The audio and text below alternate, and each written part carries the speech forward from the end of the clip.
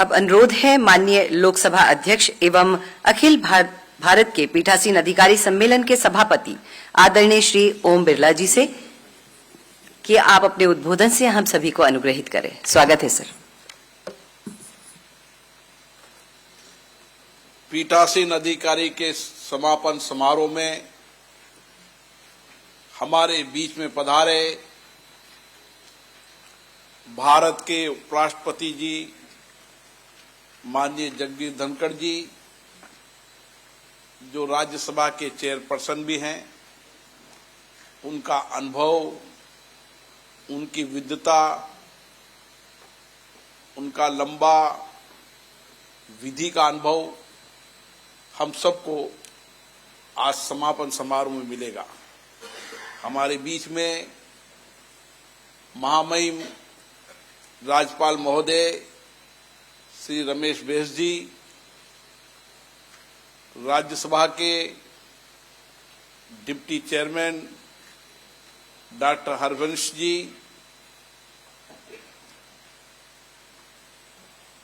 इस राज्य के मुख्यमंत्री रहे, प्रतिपक्ष के नेता रहे, वर्तमान में उप मुख्यमंत्री देवेंद्र फडणवीस जी, विधानसभा के अध्यक्ष माननीय राहुल जी, विधानसभा की उपाध्यक्षा नीलम जी, सभी माननीय पीठासीन अधिकारीगण, लोकसभा राज्यसभा के महासचिवगण, सभी अतिथिगण, 2 दिन तक हम सब पीठासीन अधिकारियों ने कुछ महत्वपूर्ण मुद्दों पर चर्चा की। पीठासीन अधिकारी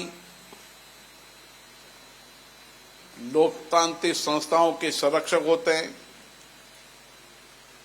उनकी परंपराओं के संरक्षक होते हैं।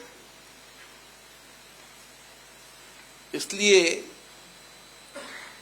2 दिन तक गहन चर्चा, संवाद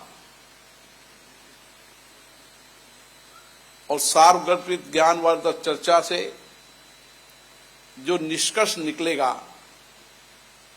उससे हम हमारी लोकतांत्रिक संस्थाओं को और सशक्त करेंगे और मजबूत करेंगे और लोकतांत्रिक संस्थाओं के प्रति जनता का विश्वास, भरोसा और बढ़े।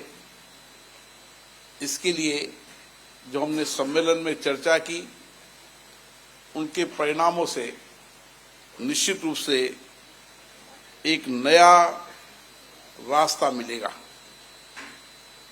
ये मंच लगातार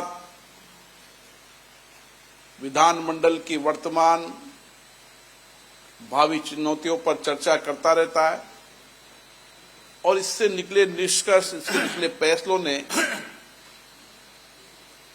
इस देश की लोकतांत्रिक संस्थाओं को जनता के प्रति और जवाबदेह बनाया है।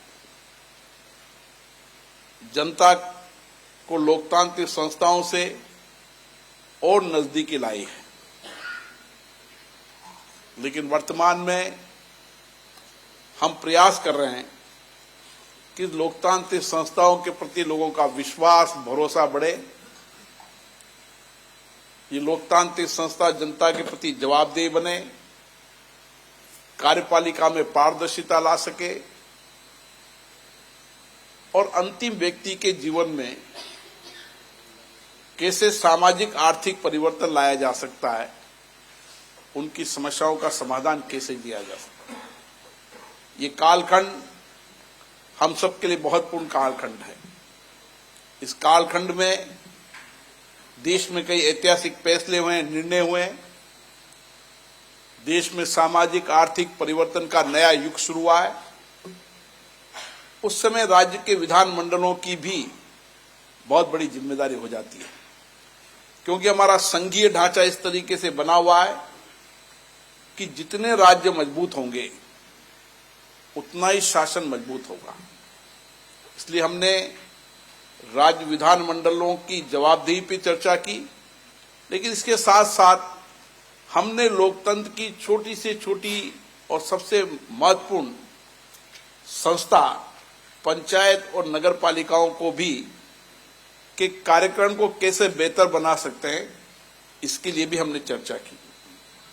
मुझे आशा है 2 दिन के इस चर्चा के संवाद के साथ हमने कुछ संकल्प लिए, कुछ प्रस्ताव लिए, और ये संकल्प और प्रस्ताव हमारी भावी कार्य योजना भी होगी, और उस कार्य योजना के माध्यम से हम इन संस्थाओं के अंदर एक बेहतर परिणाम ला पाएंगे। क्योंकि लोकतंत्र में चर्चा, संवाद, बातचीत ये महत्वपूर्ण होता है, और हम सब की कोशिश होती है कि हम हमारी विधायी संस्थाओं में ज्यादा से ज्यादा चर्चा करें, ज्यादा से ज्यादा संवाद करें। सहमति असहमति हमारे लोकतंत्र की ताकत है, विशेषता है, लेकिन विधानमंडल और केंद्रीय विधानमंडलों में चर्चा और संवाद हो, उत्पादकता बढ़े, और उसके साथ निर्णायक फैसले भी हों, और उसके साथ आम व्यक्ति की बातें, उनकी समस्याओं के समाधानों पर भी चर्चा हो। और इसीलिए 2 दिन तक जब चर्चा हुई, इसमें यही हुई कि विधानमंडल बिना गतिरोध के चलना चाहिए। पक्ष प्रतिपक्ष अपनी बात कहे, लेकिन सदनों में कम से कम गतिरोध हो, सदनों में ज्यादा चर्चा हो, डिबेट हो, डिस्कशन हो। और इसके लिए लगातार हम हर पीठासीन अधिकारी सम्मेलन में कोशिश करते रहते हैं सदन की डिसिप्लिन की, डेकोरम की। आज भी हमने इस पर गंभीरता से चर्चा की है, और मेरा मानना है अब समय आ गया है जब हमें सदनों के अंदर डिसिप्लिन, डेकोरम को कायम करना ही होगा। जनता ने जिस जवाबदेही के साथ हमको चुनकर भेजा है, उनकी अपेक्षाएं, आकांक्षाओं को पूरा करने के लिए सदन होते हैं, और हम सदनों के संरक्षक होने के नाते हमारी बहुत बड़ी जिम्मेदारी है कि हम सभी राजनीतिक दलों से चर्चा कर कुछ महत्वपूर्ण फैसले लें इस लोकतंत्र के लिए, ताकि आने वाली भावी पीढ़ियां हमारी लोकतांत्रिक संस्थाओं के कार्यक्रम को देखें और उस पर विश्वास, भरोसा बढ़े। और इसके लिए हमने जो फैसले लिए, निश्चित रूप से उससे हमारे कार्यक्रम में दक्षता आएगी, कुशलता आएगी। हम हमारे जनप्रतिनिधियों की कार्यक्रम कुशलता, दक्षता को बढ़ाने के लिए काम करेंगे, टेक्नोलॉजी का उपयोग करेंगे, ताकि दुनिया में हमारे लोकतंत्र, जो दुनिया का सबसे बड़ा लोकतंत्र है, उनकी संस्थाओं के कार्यक्रम को दुनिया के लिए उदाहरण रहे, लोकतांत्रिक संस्थाओं के लिए प्रेरणादायी रहे। और इसीलिए हमारी चर्चा, संवाद के साथ हमारे लेजिस्लेटिव वर्क के अंदर भी हम दक्षता लाने का प्रयास कर रहे हैं। कानून बनाते समय बड़ी चर्चा और संवाद हो, बेहतर कानून बने, जो अनावश्यक कानूनों को समाप्त करने के लिए प्रयास करें, वन नेशन वन लेजिस्लेटिव के लक्ष्य को हम पूरा करें। आज मैं देख रहा हूं कि देश की जितनी विधानसभा है वो पेपरलेस की ओर बढ़ रही है, डिजिटल का प्रयोग कर रही है। सबने अपनी अपनी विधानसभाओं को, जब से विधानमंडल बने उससे पहले की डिबेटों को डिजिटाइजेशन किया है, ताकि आने वाली पीढ़ियां हमारी विधानमंडलों की चर्चा, संवाद को पढ़ सके, देख सके, उससे प्रेरणा ले सके। और हमारा लक्ष्य है 2024 तक वन नेशन वन लेजिस्लेटिव, जो हमारे प्रधानमंत्री ने कहा है, हम पूरा करेंगे, और देश की जनता भी और दुनिया के लोग भी एक प्लेटफॉर्म पर हमारे लेजिस्लेटिव कार्रवाइयों को देख पाएंगे। और उसी के साथ साथ आने वाली पीढ़ियां, आने वाला नौजवान हमारे युवक युवतियां इस सदनों से जुड़े। इसके लिए कई विधानमंडलों ने अच्छे प्रयास किए हैं।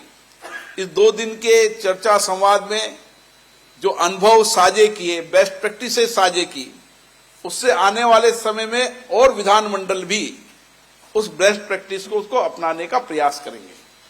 मुझे आशा है आपके इस 2 दिन के इस अधिवेशन के बेहतरीन परिणाम होंगे और बम्बई डिक्लेरेशन का एक लंबे समय तक प्रभाव पड़ेगा, क्योंकि मुंबई की धरती पर कई सामाजिक, राजनीतिक, आध्यात्मिक आंदोलन हुए जिन्होंने देश को दिशा दी है। और हमारा ये विधानमंडल अध्यक्षों का सम्मेलन भी एक लंबे समय हमारे निर्णयों फैसलों को लेकर चलेगा और हम संस्थाओं को जनता के प्रति जवाबदेह बनाएंगे, पारदर्शिता बनाएंगे, कार्यपालिका के अंदर बेहतरीन नियंत्रण भी हो और पारदर्शिता भी आए और जनता की अंतिम व्यक्ति की आवाज ये सदन बने और सदनों के माध्यम से सरकार को जो कुछ भी अच्छे सुझाव मिलते हैं, अच्छी नीतियों, कार्यक्रमों पर जो चर्चा होती है, उससे सरकार भी नीतियां, कार्यक्रम भी बनाए और जो चर्चा संवाद संसदीय समिति में होते हैं, उससे इनपुट जो आता है, उससे भविष्य कार्यक्रम, कानून बनाने और नीतियां बनाने में सरकार को बहुत मदद मिलेगी। ये विधानमंडल सरकार को मदद करने के लिए भी है। ये विधानमंडल ऐसे होते हैं जिसमें पूरे राज्य की समस्याएं, पूरे राज्य के अभाव, पूरे राज्य के लोगों की कठिनाइयां अगर सरकार को कहीं से संदेश मिल सकता है तो इन विधानमंडलों से ही मिल सकता है। इसलिए सरकार अगर सकारात्मक दिशा में विचार करेगी, सकारात्मक दृष्टि में सोचेगी, तो निश्चित रूप से इस विधानमंडल की चर्चा संवाद से सरकार को सकारात्मक नीतियां, कार्यक्रम और कार्य योजना बनाने में मार्गदर्शन मिलेगा। मैं पुनः उपराष्ट्रपति जी का बहुत धन्यवाद देता हूं। उनका एक अन्य जगह कार्यक्रम था, लेकिन उन्होंने हमारे आग्रह को स्वीकार किया और विशेष रूप से मैं महाराष्ट्र विधानसभा के स्पीकर राहुल जी को बहुत बहुत बधाई देता हूं, जिन्होंने यहां पर अच्छा प्रबंध किया, चर्चा संवाद के लिए एक अच्छा वातावरण उपलब्ध कराया और एक बेहतरीन प्रबंध उन्होंने किया है। उसके लिए मैं उनको विशेष रूप से उनकी पूरी टीम को साधुवाद देता हूं। हमारे मुख्यमंत्री जी और हमारे मित्र देवेंद्र फडणवीस जी, जो लगातार हमेशा लोकतांत्रिक संस्थाओं के प्रति उनकी गहरी आस्था है, लोकतंत्र के विचारों के प्रति उनकी आस्था है, उन्होंने जो सहयोग किया उसको मैं धन्यवाद देता हूं। और पुनः मैं महामहिम राज्यपाल महोदय का भी धन्यवाद देता हूं जो यहाँ पधारे। आप सबको बहुत बहुत धन्यवाद। जय हिंद।